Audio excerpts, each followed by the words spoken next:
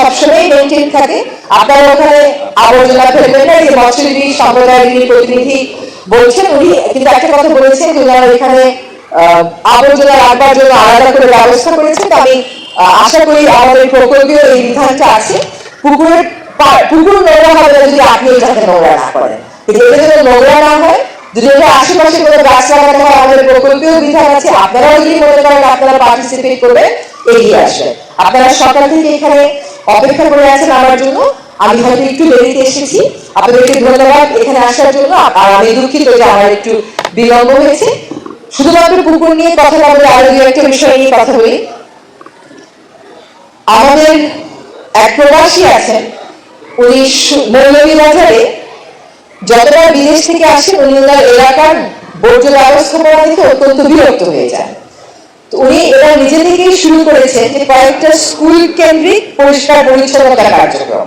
স্কুলগুলোতে পচনশীল বর্জ্য রাখবার জন্য একটা পাত্র দিচ্ছেন, অপচনশীল বর্জ্য রাখবার জন্য একটা পাত্র দিচ্ছেন। এবং উনি ওনার এলাকার বাজারটাকে পরিষ্কার করার জন্য নিজে দায়িত্ব নিয়েছেন। উনি কিন্তু এই দেশে থাকেন না, উনি এই দেশে কিন্তু বিদেশে থাকেন। তো আমি আশা করবো যে কেরানীগঞ্জেও নিশ্চয়ই এরকম কেউ না কেউ আছে যে উদ্যোগ নিয়ে এই কাজগুলো করবে সমাজের জন্য। আমরা কিন্তু উন্নয়ন বলতেই বুঝি বড় একটা ব্রিজ, চড়া একটা রাস্তা। চড়া একটা রাস্তা হতে গিয়ে যে আমার ধানের জমি নষ্ট হয়ে যায়, বড় একটা ব্রিজ করে যে আমার নদী ভাঙন বেড়ে যায়, এগুলো আমার কল্পনার জগতে আসলে থাকে না। আমরা যদি সরকারকে বলি অর্থ বরাদ্দ দিতে, সরকার একটা বড় ব্রিজ দিলে অর্থ বরাদ্দ দিলে, সরকারকে যদি বলে নদী ভাঙন এলাকার মানুষের জন্য 400 কোটি টাকা বাজেট বাড়িয়ে দেন, সরকার কিন্তু বিধান নিতে থাকে।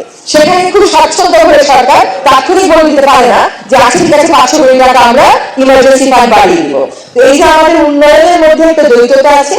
আমরা বৈষম্যবিহীন সমাজ গড়ার কথা বলি, কিন্তু আমাদের উন্নয়নই হচ্ছে বড় বড় মেগা প্রজেক্ট কেন্দ্রিক। এই বড় বড় মেগা প্রজেক্টে সবসময় যে সমাজের পিছিয়ে যাওয়া জনগোষ্ঠী উপকৃত হয় সেরকমটি নয়।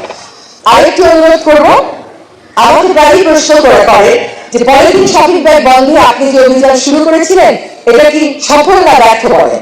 যারা আমি ব্যর্থ হলে